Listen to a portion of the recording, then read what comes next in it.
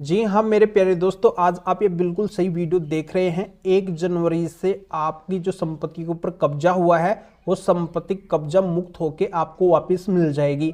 बस इसके लिए आपको एक छोटे से काम करने होंगे, बिल्कुल लिटिल और छोटे से काम है। इनको आप बड़ी आसानी से कर सकते हैं और आपकी संपत्ति कब्जा मुक्त हो जाएगी। मैं गारंटी लेता हूँ 100% आपको सोल्यूशन मिलके रहेगा।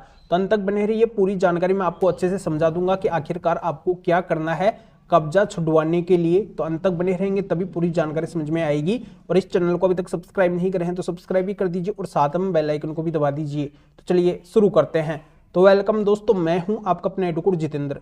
दोस्तों बहुत से लोग क्या करते हैं, भेड़ चाल चलते हैं। जब उनकी संपत्ति के ऊपर कब्जा हो जाता है तो पहले तो उस कब्जेधारी को समझाते हैं, पर यहाँ पे अगर कब्जाधारी समझने के लिए तैयार नहीं है तो ये समझ जाना कि अब कब्जा नहीं हटने वाला है। तो फिर वो तुरंत क्या करते हैं, सिविल केस फाइल करते हैं। केसों के अंदर भगते हैं, फिरते हैं, कोर्ट के अंदर जाते हैं, थाने के अंदर जाते हैं, पर हर जगह पे उनके हाथ निराशा ही लगती है। इसके सिवाय उनके हाथ कुछ भी नहीं लग पाता है। तो फिर वो घबरा जाते हैं, परेशान हो जाते हैं, डिप्रेशन के अंदर चले जाते हैं कि हमारे लाखों करोड़ों की जो संपत्ति है उसको इस तरीके से गंवाना हमें पड़ रहा है, हमें कहीं से भी न्याय नहीं मिल पा रहा है, हमारे साथ में भेदभाव हो रहा है, गलत हो रहा है। जो कब्जाधारी है उसी का ही साथ दिया जा रहा है, उसी की हर जगह पे सुनवाई हो रही है, उसकी हर जगह पे पकड़ है। वो पावरफुल व्यक्ति है, उसके पास में पैसा भी है, राजनीतिक उसकी चलती है, कोर्ट के अंदर उसकी चलती है, थाने के अंदर उसकी चलती है, हमारी कहीं पे भी नहीं चल रही है। तो ऐसा बिल्कुल भी नहीं है, ये नौबत आपके सामने नहीं आएगी। अगर आप ये काम करेंगे तो बिल्कुल भी नौबत नहीं आएगी।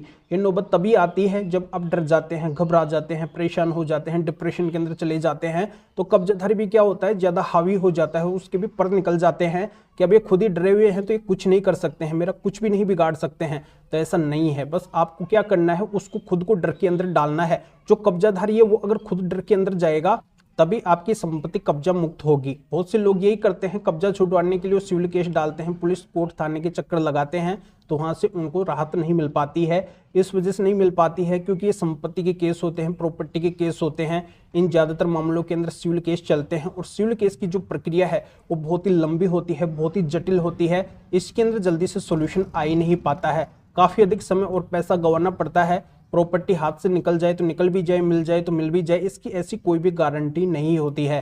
तो आज मैं आपको बताने वाला हूं कि आपको कब्जेधारी को कैसे डर के अंदर डालना है जिससे 1 जनवरी से आपकी संपत्ति फिर से आपको वापस मिल सके और आपकी संपत्ति से परमानेंटली कब्जा हट सके। तो दोस्तों बहुत से मामलों के अंदर आज के समय के अंदर यह भी देखने को मिलता है कि जो कब्जाधारी है वो बहुत ही ज्यादा हावी हो जाता है, उसके पर निकल जाते हैं और हर जगह पे जो प्रॉपर्टी के असली मालिक है, रियल ओनर है, उनको वो अपमानित करता रहता है, उनको नीचा गिराने की वो कोशिश करता रहता है। हर जगह पे उनके बारे में गलत गलत बातें वो सोशली सामाजिक तौर पे बोलता रहता है, हर जगह पे उनको लज्जित करता रहता है, हमेशा अभद्र भाषा का प्रयोग करता है, उनका वो कोई भी मान सम्मान नहीं करता है। तो ऐसे अगर जो भी एविडेंस प्रॉपर्टी के असली मालिक यानी कि रियल ओनर के पास में है, जिनकी संपत्ति के ऊपर कब्जा हुआ है, उनके पास में है कि इस तरीके से ये जो कब्जेधारी है वो उनका अपमान कर रहा है, उनको बदनाम कर रहा है, उनको लज्जित कर रहा है, उनको नीचा गिराने की कोशिश कर रहा है, उनके ऊपर लांछन लगा रहा है, तो ऐसे एविडेंस के आधार पे उस कब्जेधारी के ऊपर डिफेमेशन यानी कि मानहानि का केस फाइल करना है।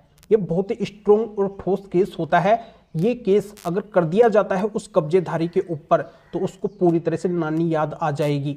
और ये केस एक ऐसा केस है जिसके अंदर जल्दी से जल्दी डिसीजन आता है, इसके अंदर ज़्यादा वेट नहीं करना पड़ता है। तो इसके अंदर आपको ज़्यादा चक्कर नहीं लगाने पड़ेंगे, ज़्यादा परेशान नहीं होना पड़ेगा। और एविडेंस अगर आपके पास में है उसके खिलाफ कि वो किस तरीके से आपको लज्जित कर रहा है, अपमानित कर रहा है, लांछन लगा रहा है, कुल मिला के वो आपकी मानहानि कर रहा है, ऐसे अगर सबूत है तो जरूर आपको सॉल्यूशन मिलेगा और उसको पनिशमेंट मिलेगी। तो ये किस तरीके से हम मानहानि का केस उस कब्जेधारी के ऊपर करेंगे, तो इसके लिए आपके पास में 2 प्रोसीजर होते हैं।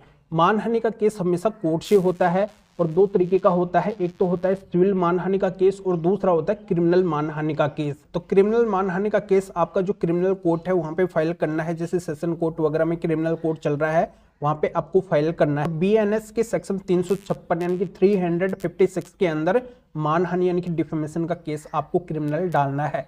तो इस तरीके से इस सेक्शन के अंदर क्रिमिनल का केस अगर आप उस कब्जेधारी के ऊपर डालेंगे तो उसको जेल होगी और उसके ऊपर जुर्माना भी लगेगा, क्योंकि आपके पास में उसके खिलाफ सबूत तो है ही, एविडेंस तो है ही, और कोर्ट उन सबूतों उन एविडेंस के आधार पे आपको डिफेम करने के जुर्म में, आपको अपमानित करने के जुर्म में, आपकी मानहानि करने के जुर्म में उस कब्जेधारी को जेल के अंदर भेज देगी। तो इस तरीके से वो कब्जाधारी आपकी मुट्ठी के अंदर आ जाएगा।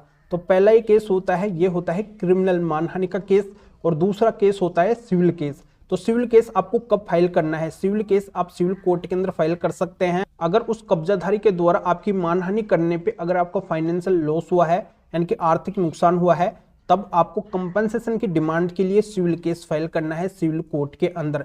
तो इससे आपका जो भी फाइनेंशियल लॉस है उसकी आप भरपाई कर सकते हैं। तो इस तरीके से मानहानि का सिविल केस डाल के भी आप एक मोटी रकम की डिमांड उस कब्जेधारी से कर सकते हैं। आर्थिक राहत आपको कोर्ट के द्वारा दिलवा दी जाएगी। तो इस तरीके से आपको दोनों में से एक मानहानि का केस करना है। ये बहुत ही मजबूत और स्ट्रॉन्ग केस होता है। तो ये आपको जरूर डालना है उस कब्जेधारी के खिलाफ अगर आपके पास में उसके खिलाफ एविडेंस है कि उसने आपकी मानहानि करी है। अब दूसरा केस आता है जिसकी आप एफआईआर या फिर कंप्लेंट के द्वारा केस रजिस्टर्ड करवा सकते हैं। ये आता है बीएनएस के सेक्शन 318(4) और 340(2) का केस। तो 318(4) का मतलब ये होता है, कई बार कब्जाधारी क्या करता है, धोखाधड़ी, चीटिंग, फ्रॉडिंग के तहत उस संपत्ति के ऊपर कब्जा कर लेता है। जैसे कोई परमिशन से वहां पे रहने लगा है या फिर कोई रेंट के ऊपर आया है, बाद में उसका लालच हो गया है, तो चीटिंग, फ्रॉडिंग से उसके ऊपर कब्जा कर लेता है, उसको खाली नहीं करता है। तो ऐसा जो भी कब्जाधारी है, अगर वो चीटिंग, फ्रॉडिंग के तहत, धोखाधड़ी के तहत अगर आपकी संपत्ति को हत्या लिया है, उसके ऊपर कब्जा कर लिया है, तब आप चीटिंग, फ्रॉडिंग का 318(4) बीएनएस का केस उसके ऊपर डालेंगे, यानी कि इस सेक्शन को आप उसके ऊपर दर्ज करवाएंगे। अब दूसरा सेक्शन आता है 340(2) बीएनएस। इसका मतलब ये होता है कि जो कब्जाधारी है उसने अगर अपने को मालिक बनवाने के फर्जी डॉक्यूमेंट्स बना लिए हैं, अगर वो ये साबित कर रहा है कि वो इस संपत्ति का ओनर है, या फिर वो किसी भी तरीके के फर्जी डॉक्यूमेंट्स बना के कोर्ट के अंदर उनको लगाता है और आपको पता है कि ये फर्जी डॉक्यूमेंट्स हैं, तब आप उसके खिलाफ 340(2) बीएनएस लगवाएंगे। जैसा कि मैं आपको बताया कि 318(4), 340(2) की आप एफआईआर फिर कंप्लेंट केस डायरेक्ट बनवा सकते हैं। तो ये केस भी आपको उस कब्जेधारी के ऊपर डालना है अगर आपके पास में उसके खिलाफ एविडेंस है कि उसने आपके साथ में धोखाधड़ी करी है या फिर उसने फर्जी डॉक्यूमेंट्स बनवाए हैं। तो ये भी अपने आप के अंदर एक बहुत ही स्ट्रॉन्ग और पावरफुल केस होता है। ये केस भी अगर उस कब्जेधारी के ऊपर चलेगा तो उसको नानी याद आ जाएगी, वो आपकी संपत्ति को खाली करने के लिए तैयार हो जाएगा। तो दोस्तों आज के वीडियो के अंदर मैं आपको दो तरीके के केस बताया हूं। ये दोनों ही केस बहुत ही स्ट्रॉन्ग और पावरफुल केस होते हैं। इस तरीके से अगर आप उसके ऊपर प्रहार करते हैं इन केसों का, तो डेफिनेटली आपकी संपत्ति जल्दी से जल्दी आपके हाथ लग जाएगी। वो खुद अपनी हार को स्वीकार करने के लिए तैयार हो जाएगा, उस संपत्ति को छोड़ने के लिए तैयार हो जाएगा। तो दोस्तों इस मैटर या फिर और किसी भी कानूनी मैटर में अगर आप मेरे से अधिक जानकारी लेना चाहते हैं, मेरे से फोन के ऊपर बात करना चाहते हैं, तो जो स्क्रीन के ऊपर व्हाट्सअप नंबर शो हो रहे हैं, इस व्हाट्सअप नंबर के ऊपर व्हाट्सअप पे मैसेज करके अपॉइंटमेंट बुक करवा के डायरेक्टली आप मेरे से कॉल के ऊपर यानी कि फोन के ऊपर बात कर सकते हैं। अपनी हर तरह की कानूनी समस्या का समाधान मेरे से जान सकते हैं। अभी आप इस वीडियो को लाइक भी करें और शेयर भी करें जो और लोगों तक भी ये जानकारी पहुंच सके। तो वीडियो देखने के लिए आप सभी का बहुत बहुत धन्यवाद।